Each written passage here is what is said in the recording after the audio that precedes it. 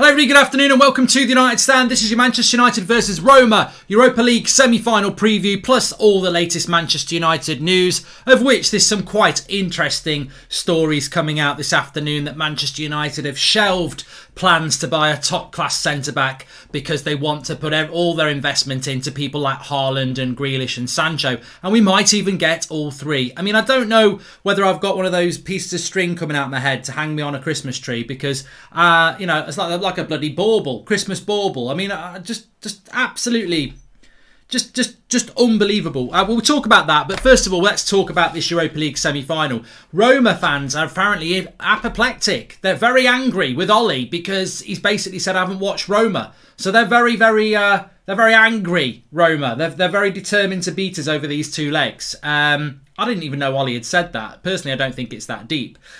Keep signing the petition, by the way. It is at the top of the chat and it's also in the video description. I think we're currently at 62,000, which means in a day we've gone 30,000. Thanks to all of you who were signing it. Can I just give you a little bit more of an idea? If you haven't signed it, please do sign it because it will get the government to look at the issues in football, specifically to do with ownership. But what I've been doing as well is, even though I've signed it twice because we've got a business and business email and my own email, there are other ways that you can get more votes on that, more petitions signed on that. I've had 10 people sign it today. I've been going through WhatsApp groups and friends and sending them the link and saying, "Can you just do it?"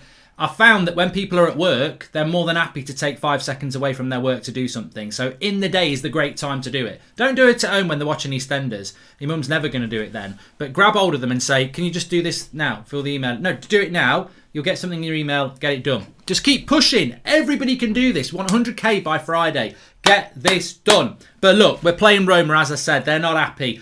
Well, Ollie may have not scouted Roma, which I'm sure he has, but I know a bit about Roma and I'm sure you do. So what can we expect in the game against Roma on Thursday? I was very, and we will talk about this transfer story and we will talk about a few things as well. And we will talk about that starting lineup on the left. But in relation to Roma, I think the key things that you need to know about Roma, and a lot of people saying start Donny already. The main things you need to know about Roma is that I would have took Roma over Ajax. I have actually watched Ajax play this season and I thought that they were potentially a tough game for us because they are a good footballing side. But one of the interesting things I found out about Roma, because I know a bit about Roma. Chris Smalling plays there, Mkhitaryan plays there, Dzeko plays there. I like Pellegrini. There's a French lad, is it Monge? I can't remember his name. Somebody will know they've got a French lad in the midfield that I quite like as well. I can't bloody remember his name. I'm tempted to say Monge too, but that's French for a P, isn't it? So it won't be that. But he's pretty decent as well. But the interesting thing about Roma is that when you look at their knockout stage, we've obviously had it tough. We've had Sociedad and we've had AC Milan and we had some other Granada. They've had Braga, Shakhtar and Ajax. So Roma have had a pretty Vertu, that's his name, not Monge 2, it's Veritut. So they've had a different run. They've had a difficult run. They've had Braga, Shakhtar and Ajax. And interestingly enough, they've not lost any games. They've won 5 and won 1 in the Europa League against Ajax, Shakhtar and Braga. So they're not some whipping boy in the semi-final. And I think we need to move past that. I think we can beat them and I think we will beat them. And I'll explain why in a minute. But they're not a bad side. Their league form's not great. They're currently 7th in the league in Serie A. And they're 11 points off 6th, I think. So they're a long way off, or 4th, something like that. They're a long way off being in the top 4 in the Serie A. And actually, they've conceded. They're in the bottom half for goals conceded. They've conceded more goals than anybody in the top half of Serie A. So they do concede goals. Managed by Paulo Fonseca, former Portuguese descent. Used to play for Porto and various other clubs. He has got them playing in a very interesting way, Roma. Mkhitaryan's had a really good season for Roma. He's scored a lot of goals and he's got a lot of assists. And I think if the way the world's been going recently, you're maybe not picking up on what's going on in European leagues. I mean, some people think Sancho's had a bad season when he hasn't. So Mkhitaryan's having a really good season in Serie A. And the way that they play, they sort of play a 3-4-2-1. Or you could call it a 4-3-2-1. It's adaptive. They do like to press high up the pitch and they do like to move the ball. They're very high and energetic. However, against some teams, they won't play a high press. They'll play a deep line and play through an opposition press. So it depends who they're playing. If they were playing against Man City, I think they'd sit deeper and try and play their way through City's press, a bit like Chelsea did in the semi-final of the FA Cup a couple of weeks ago. But if they're playing it against a team that's going to be sitting back, they will press them high up the pitch. Energy, adaptive, confidence on the ball, decent footballing side. I think it makes for a very good game on Thursday because I want to see a good game. And it's interesting that Fonseca has come out and said that we can't just go to Manchester United and defend. That's what we can't do. It's a Europa League semi-final. And obviously away goals are key in things like that. We can't just go there and defend. So I think they're going to have a go. And I think that sort of could play into our hands a little bit. Off topic, Nagelsmann is announced as new manager of Bayern. Will Oli play attacking football or play safe because previous failure to qualify for the semis? Ronit, it's a good point. This is the Europa League semi-final. It's also our 5th semi-final under Oli. You cannot be bottling this. There is a psychological thing there, but we are favourites in this game. I believe that the Premier League is the strongest league in the world. And I certainly think it's stronger than Serie A. And at the end of the day, we are second in the Premier League playing a team that is 7th in Serie A. So we are the favourites going into this game. But we have to manage it properly. I think if we go into it and just think we're going to be fine, we won't. AC Milan gave us a very good game at Old Trafford. A very good game. I think AC Milan were better than us at Old Trafford. They just had nothing in the final third. So we've got to be careful. And I think if Roma come and play the way I think they will, then we have got to be careful. He's got to sort the team out, which is why I think he will go with this team. He cannot... I mean, Gabriel Noel says McFred and Magal have to bottle another semi-final. I don't think he'll play McFred. I think we'll see Matic. I think Matic has... Last time out, Matic was quite good, wasn't he? Last time Matic played, he was quite good. And I think he'll go with Matic and Fred in the midfield because I just don't think McTominay justifies a start. He was not good at the weekend. He's not actually been that good for quite a while. So I know McTominay's a player for the future and I know he's an important player, but I don't think he'll risk McFred in a game like this. I think he'll bring Matic in. It's an Italian side. I think that will suit Matic all right. He's not as quick and able to get about as he used to, but we won't need to play Matic against Liverpool. McTominay will definitely play in a game like that where it's all about energy. So I think we'll see Matic come in. Obviously, David De Gea will come in goal. Don't think anyone's got an issue with that. And the back four will be the back four.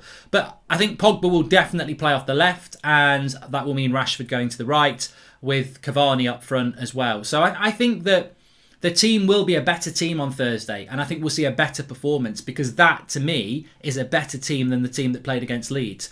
You've got Bruno with Pogba in the final 4 positions. You've got Matic with Fred, and you've got a proper CDM in there. Oh, I know Matic has got his limitations now.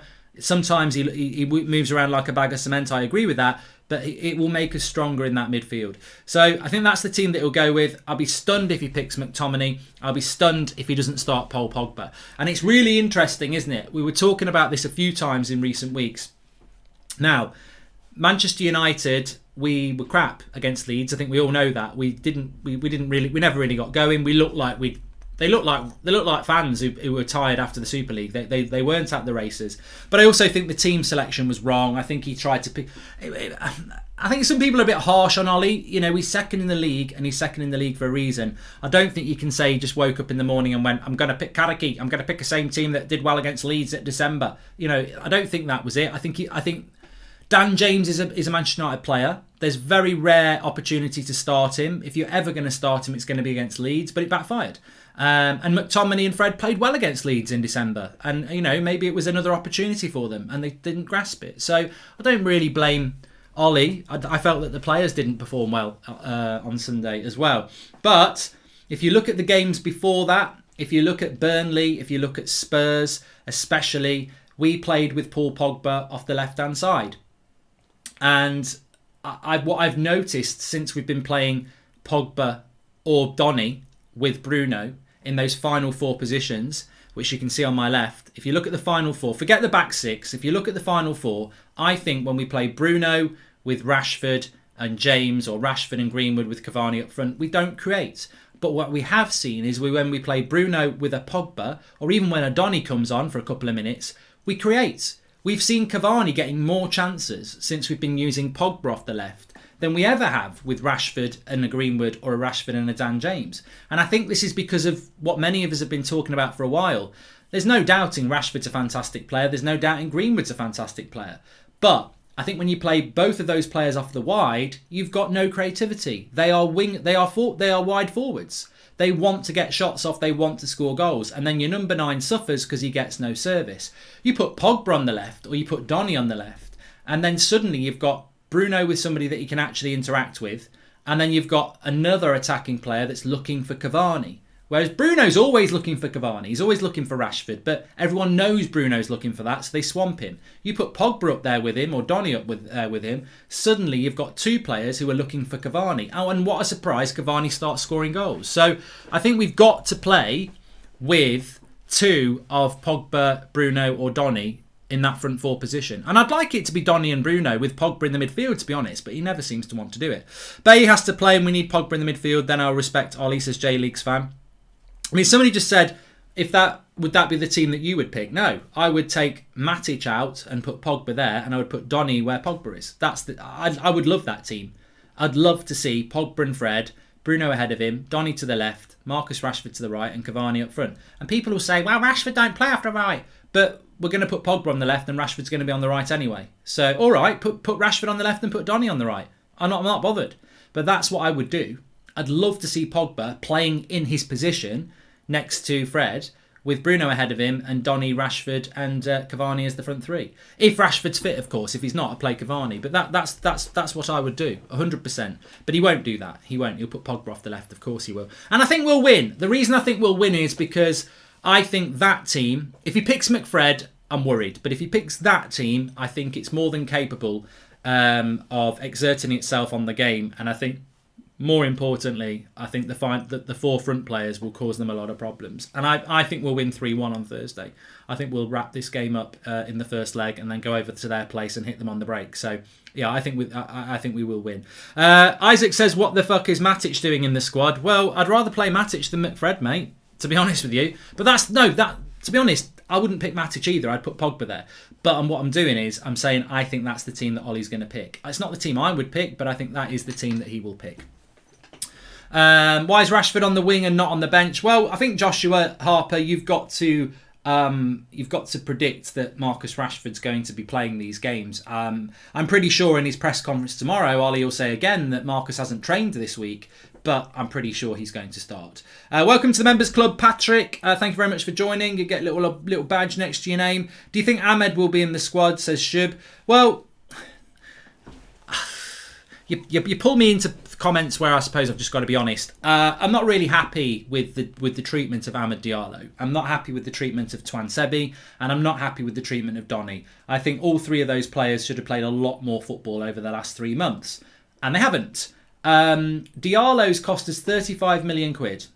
He has played in the Champions League for Atalanta and he's played in Serie A for Atalanta. He comes to Manchester United and he may as well be some 15-year-old we've bought in for the youth squad, because he's not being treated like a footballer, like a first teamer. He wasn't on the bench at the weekend. He came on in a Europa League game and scored a very important goal. And he's never really been given any opportunity since. I just don't get it.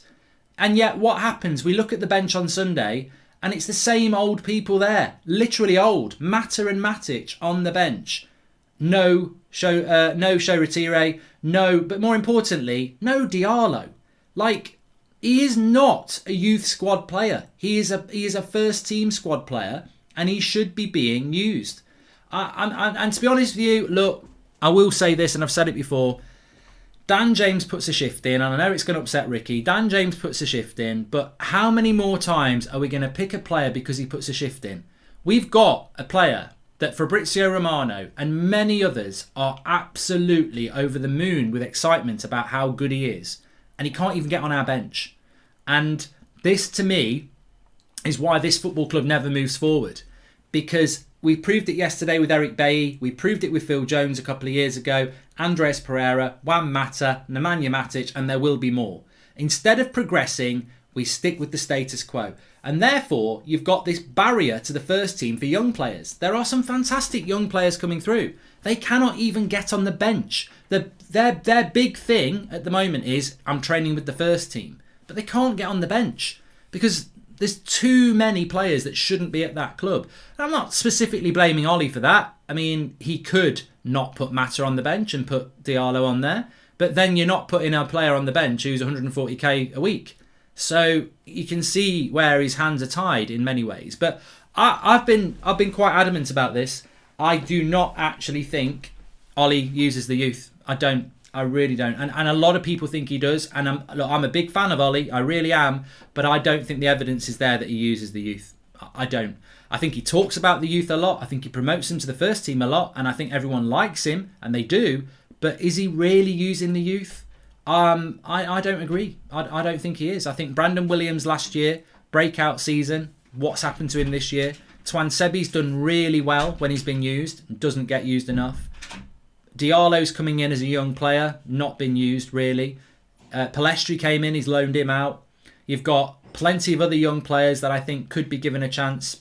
Not getting used. So I don't think Solskjaer has shown confidence in himself to back his judgment. And I think he wants to use the youth. I think he understands he needs to use the youth. But I don't think he's confident enough in his own job to do it. And I think Solskjaer picks a team not to lose. That's what he does. I think he picks a team not to lose. I think that's why we play a back six. This is not the Solskjaer that got the job. This is not the Solskjaer that got the job. This is not the Solskjaer team of the end of last season. I think this season we've become even more defensive. Even though we've scored a lot of goals, I think we've become quite a defensive side. A back six, looking for that individualism and creativity from a Rashford or a Bruno or a Pogba. Not really providing for our number 9. So I think that there's plenty for Ollie to improve on, and I definitely want him to stay and improve. But I don't think there's a path to the first team for the youth, and I don't think we play very good football. And those are the things that we need to improve on. Spotify wants Zidane as manager. The Invincibles are coming back, says Zayn Miassi. Well, check my video on That's Football, Zayn. I don't think they are. Let's have a quick look at what people are saying. I also want to talk about this news around this the new striker. Mark, what happens if United lose another semi? Says Patrick. Well, if we lose another semi, we lose another semi. I mean, we should never be so arrogant to say that we're going to win. I think Roma are a decent team, but I think, this is not Manchester City. This is Roma. This is not Sevilla of last year. This is Roma. So I think that we've got to come through this, and I think we will come through it. I wouldn't sleep on Roma. I don't think they're terrible. I think one of two things are going to happen with Roma. I think they're either going to be better than you think or worse than you think. I don't think there's going to be any middle ground. I think that the way they play football is very, very good, but I think their league position isn't. I think their results in the Europa League has been very good. I think Roma are going to be better than we think. I think Roma are focused on the Europa League. I don't think they really care about Serie A anymore because they're so far off the pace for a Champions League spot. And I think they're going to give it absolutely everything. And the reason I think Roma will be better than we think, and I hope I'm wrong, is because of their Europa League record. They've beaten Ajax twice. They beat Ajax once and they drew with them.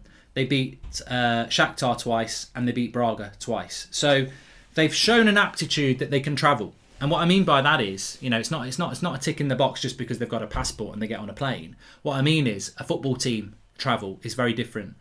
When you show that you can travel as a football team, what I mean is that they've shown that they can go and play for clubs from other leagues and still come out on top. Braga, Portugal, Shakhtar Donetsk, Ajax, and they've played well against them. So be interesting. But of course they haven't played a Premier League side, and I think that's to our credit.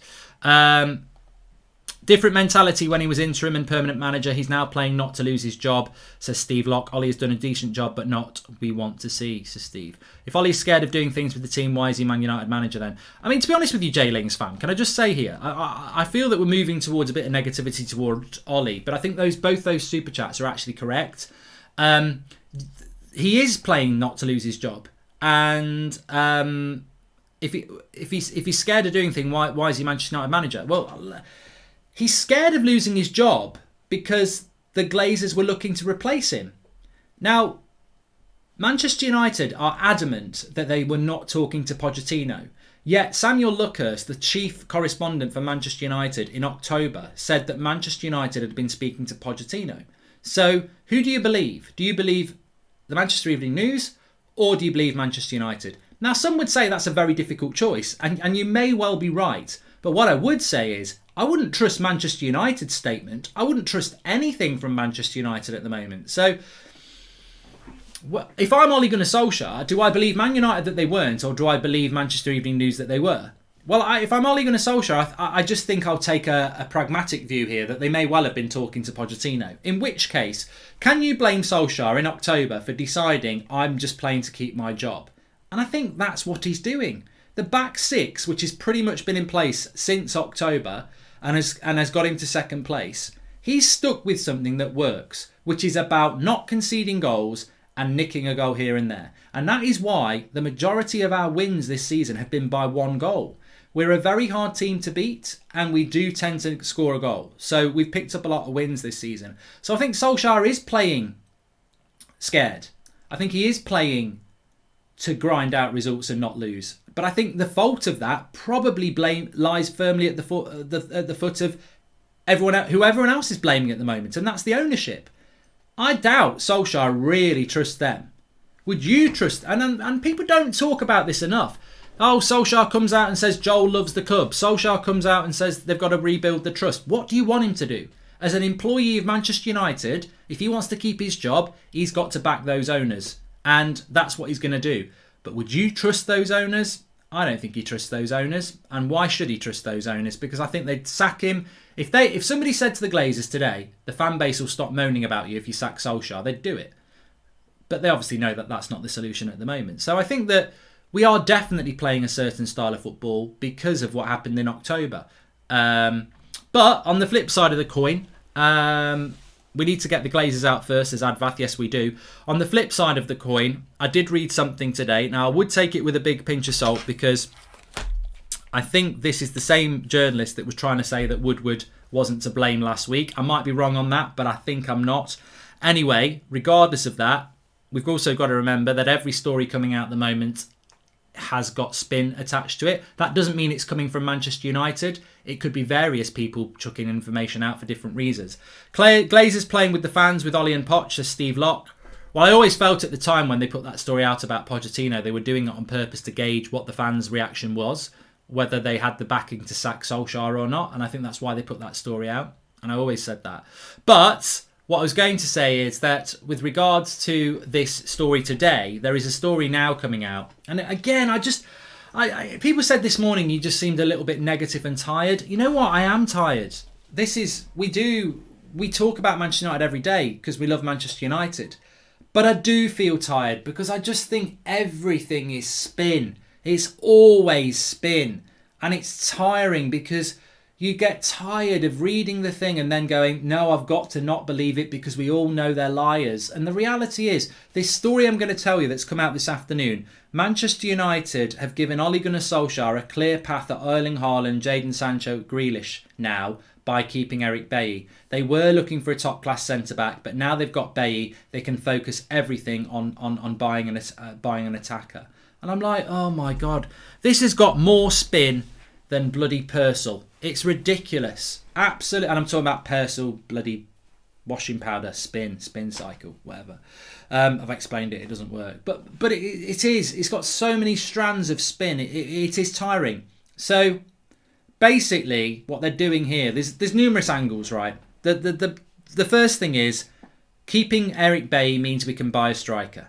Everybody be positive about keeping Bailly. It was a good idea. Well, no, I'm not going to be positive because you should be buying a top-class centre-back and you've screwed it up, which we'll talk about in a moment.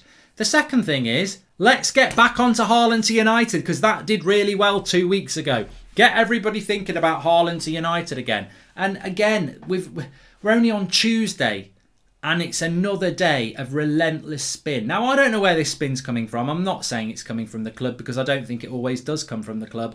But it could be coming from whoever. It could be coming from Woodward. It could be coming from Arnold. It could be coming from the Glazers. It could be coming from a player. It could be coming from Riola. It could be coming from that journalist's arse. I don't know. But what it is it's spin. Wherever it's coming from, it doesn't do United any harm, does it? To be linked to Haaland and Sancho and Grealish. Because it gets you all excited. And they think you are gullible little people who are just going to lap it up. And maybe you are. Maybe you are. But I would look at that story and say, look, we have a responsibility to discuss the story. And my opinion on this is that United, by keeping Eric Bailly, they've given Ollie a clear run at Erling Haaland, right? I'll say what I've said before. This, to me, demonstrates a total lack of knowledge from the top of the club right the way through to the coaching staff. If we are looking to buy a striker, can I please just ask this question? Why? And people say, what would you ask Ollie if you could? I would ask Solskjaer this if I was in a press conference. Why? And he can't answer it because he can't admit that he's looking to sign Erling Haaland. But if you'd have to admit that first. But I would say to Ollie, Ollie, why are you looking to buy Erling Haaland at Manchester United? It's going to cost massive amounts of money. You play a back six because you have to play two CDMs to protect your slow centre backs, and then you absolutely suffocate your front four, which means there is no service to your number 9.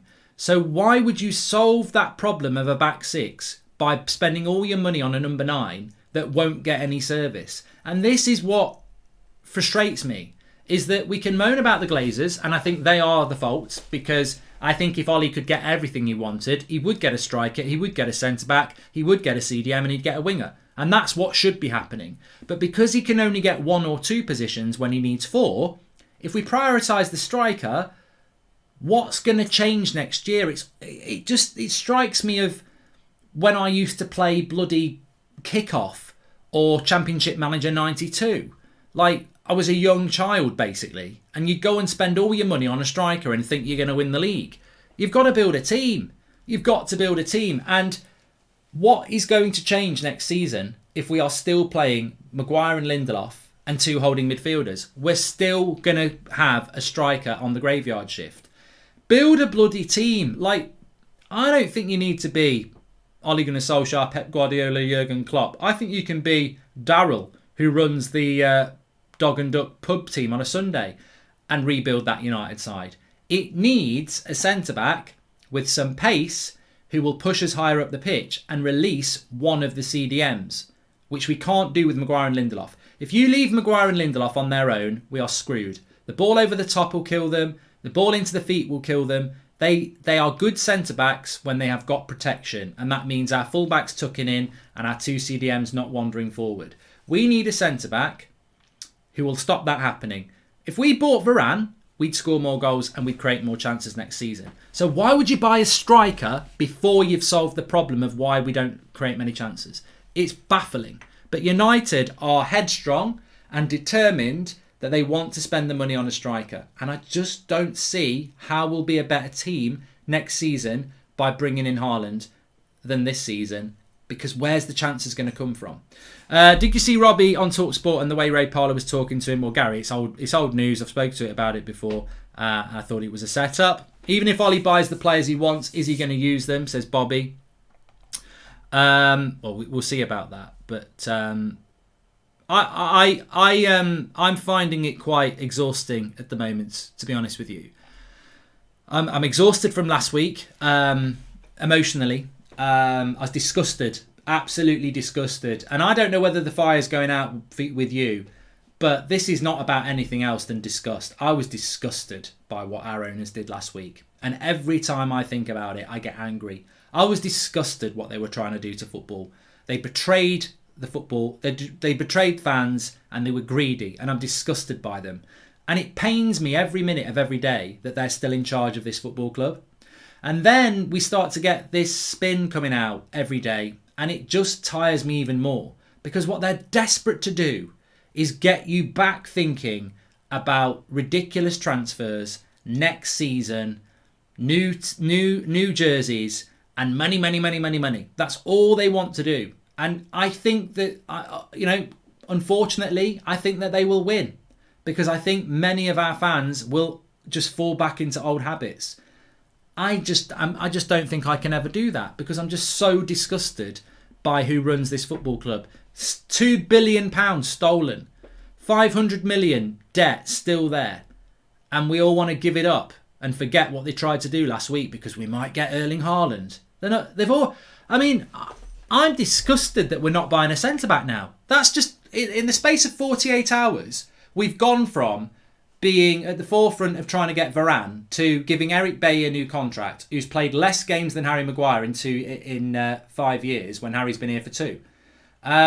It's disgusting. And they'll wrap it up and tell you. They'll basically grab a turd, polish it, wrap it up and tell you it's a PS5. And people will start playing with the turd. Oh, it's great. It's actually great. I feel like I'm playing FIFA. You're not. You're playing with a turd. And that's what they do. That's what they do. Year after year after year. They'll serve you horse crap and tell you it's lasagna. And I'm tired of it. I'm so tired of it.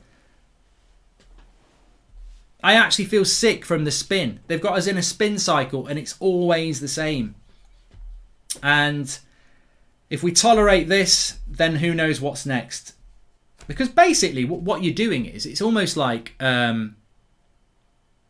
it's an experiment, really. They're not carrying out an experiment, but they're trying to get us to tolerate. When they first came in, we used to win Premier League titles. We even won a Champions League. And then over the years, it was like, I think we're at a point now where if we finish top 4, we've had a good season. Oh, we nearly got Sancho. That was an exciting summer. It's like they've lowered the expectation. They just keep lowering it. Oh, we're in the Super League now. Well, we at least we didn't go in it a couple of years ago. It's all to come. It's all to come. I can't even wholly blame the owners for Haaland. Ollie has a weird obsession with him and thinks he's sacrificed any other signings just to get him. Look, Joshua, as I said at the weekend, Solskjaer is not beyond criticism. No player is. There are 2 very separate things here. You've got every right to moan about the way we played on Sunday if you want to. You've got every right to moan about team selections and, transfer targets because, Solskjaer himself admits he's a work in progress. By very definition, that means you may never be the complete work of art. But the bigger picture is, and I don't want to say this, but it's true. When we spoke about, I think it was last summer transfer window or the transfer window before, and I said, I don't want to see Solskjaer sacked before the Glazers are out. And obviously Ollie came out a couple of months after that, and it was like, we fell into that trap again. Of course we have. But I stand by that statement. I don't want to see Ole Gunnar Solskjaer out of this club before the Glazers, because what people seem to forget is if we got the Glazers out of our club and we brought in proper owners, or we had a system like they have in Germany, then we could have a very real discussion about whether Solskjaer's good enough.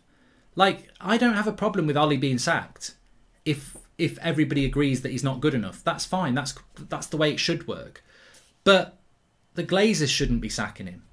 And if you got, let's paint a scenario, right? You get your dream owner. You get somebody like Man City have got, or someone like Chelsea's got. And maybe that's not your dream, but you get an owner like they've got, somebody who wants to put money into the club to make us successful. The Glazers sell to that person. They come in the door and they go, get rid of all these bloody bankers that we've got on the board. They get proper people in, and then they sit down and say, what are we going to do about Ollie then? And they look at the last 3 years and go, you know what, he's done a good job, but we're going to be spending a lot of money here. Do we trust him to spend the money? Let's see what he wants to do if we give him...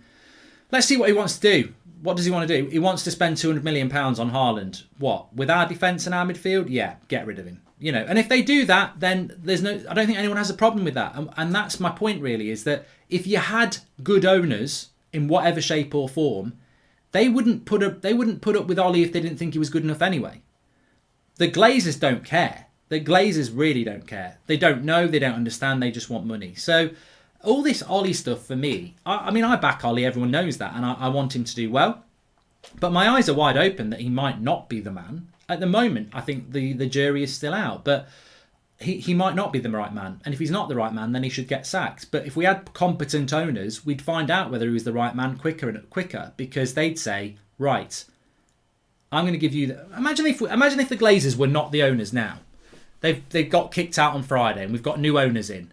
You'd pull Ollie in the office and you'd go, right, what's your plans for the summer, Ollie? Tell me what your plans are. And if he says, right, I want Varane, I want Rice, I want Sancho, and I want a really good striker, and you go, right, let's go out there and do it. Come on, we're doing it, Ollie. That's what we're doing, right? You back him, you don't sack him.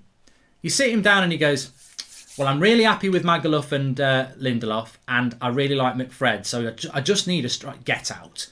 Get out. You've been here too long. So, that's the conversation you want. You want competent ownership of Manchester United sitting down with Solskjaer and really understanding what he wants, to really understand if he's the right man. Because he's certainly built a platform. He's certainly restructured things. He's certainly done a good job. But can he take us to that next level? And that is why I back Solskjaer, because it shouldn't be the Glazers' decision. Glazer's out, but please invest 300 million into the team, says Andres. And if we had proper owners who backed our previous managers like Van Gaal and Mourinho and Moyes, respectively, we would not be in this position, says Jack Lynch. I think out of all those, Jack, and I'd ask you this question to the live comments, if Moyes, Mourinho and Van Gaal had been backed properly, do you think any of them would have done better than they did? I think that, you know what, as much as I couldn't stand his football, I think Van Gaal would have been very different if he'd have been given the players that he wanted, because I think the players that he wanted were quite interesting. Thomas Muller was one for a start. So Moyes, I don't think would have been successful. I don't think Moyes would have been successful. I think Moyes is a very good manager at an Everton or a West Ham, but I don't think he would have been successful at Manchester United. Let's face it, we didn't get rid of the deadwood. We sold the players with the highest wages or wage demands and highest sale values, says Andre. And I think that's a great point as well. We've been talking about deadwood ever since the United stand started 6 years ago. Deadwood has been something that's nothing to do with Ollie, nothing to do with Mourinho, nothing to do with Van Gaal. This started the day... I mean, we still had deadwood when Sir Alex Ferguson was here. We've never removed the deadwood, because when you've got owners that don't like spending money, the cheapest option, it's like a microwave. Your microwave might need a new one. You might have had it for 15 years. It's just about works, but it's really crap. Now, if you're a tight arse, you're just going to keep going with it until it's redundant. If you're actually looking to improve things, you go out down Curry's and you get yourself a new microwave. Cheap against wanting to build something. And Glazers will just keep sticking by something. The reason we have so much deadwood is because we don't remove the deadwood, because that costs money. If you had competent owners at United, Mata would be gone, Matic would be gone, Phil Jones would be gone, Andreas Pereira would be gone, Delo would have gone last summer. There's a load of players that wouldn't be here if we had owners that weren't about saving money. The reason the deadwood's here is not because of incompetence from managers, it's because of incompetence from owners who are looking to save money. We've had deadwood in this club for over a decade. We had deadwood when Sir Alex was here. They don't remove the deadwood because it's cheap to keep them. Because if you remove a player on 100k a week, you've got to spend 30 million to get another player in and spend 100k a week. Well, you just saved yourself 30 million by keeping Eric Bailly here. So this is what we do. Our biggest problem is that we have got a club that are half a work in progress and half the club is dated. It won't mix. It will always hit a wall, says Steve. Yeah, exactly. We're trying to be successful by saving money when we need to spend money to be successful. It's as simple as that. It is as simple as that. I don't see any similarities, Yukas, with Manchester United and Chelsea, because Chelsea have always been very efficient at getting rid of the deadwood, and they've also been very efficient at backing their manager properly. I think Abramovich has his faults, but one of the positives I would say is that, and I've always said this about him, I think he sacks managers too soon. I think getting rid of Ancelotti all those years ago was a mistake. But Sarri came in, they gave him a £70 million goalkeeper. He was a crap goalkeeper, but they gave him Kepa. Look at all the backing that Lampard got last summer. Look at the backing Tuchel will get this summer. Look at the backing. A Chelsea manager, you might get sacked a bit early, but you can never sit there and say I wasn't backed properly.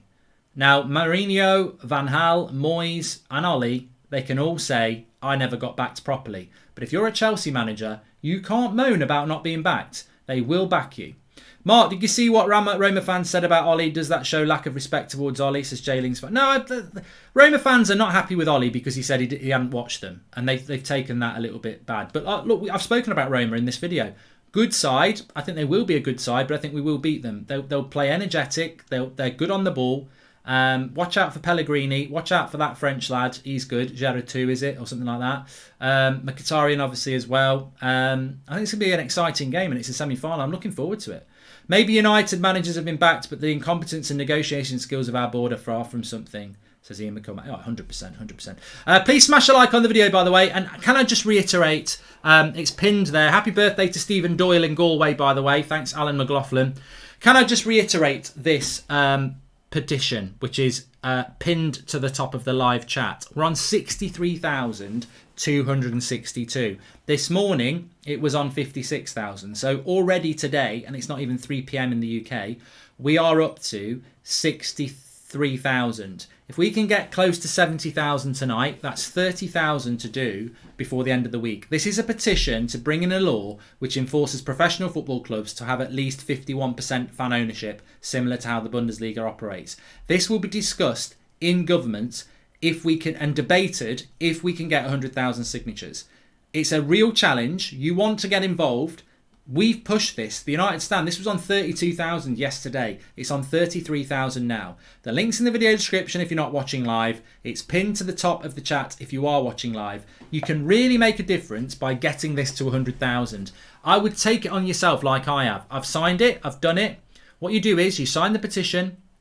You've got to be a UK citizen because you've got to use a UK postcode.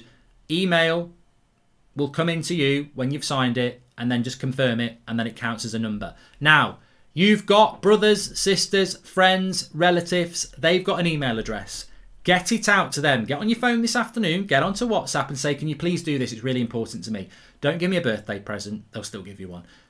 If everyone can get 10, I'm setting you a challenge, a Goldbridge challenge. If you can get 10 people to sign that, if all of us get 10 to do it, I've had 20 do it today. If we can all get 10 people to sign that petition, we will blitz this by Friday. And that's what we want to do. We want to be protesting on Sunday as a fan base, knowing we've hit 100,000 on that. And the quicker we do it, the bigger message it sends as well. So please, please keep at it. We're going beyond. If you've not signed it, please sign it. But if you have signed it, get it out to people. It's a link. Just copy the link. Send it out to people that you know will sign it for you. It takes 5 seconds. Some of you be in school, some of you be in work. I bet you'd rather just spend 5 seconds doing that than doing whatever you're doing. So please, let's get on with it. Thanks for watching. Make sure you smash a like on the video. We're back at 7 o'clock tonight because it's a watch along on That's Football for the Champions League at 8, which I'm sure you'll all be watching. Thanks everyone who's signing it. Let's go. Let's go. Let's go. I know this community can do stuff like this. We've done charity streams. We hit the targets we want. We're going to hit that 100k. Let's do it. Thanks for watching.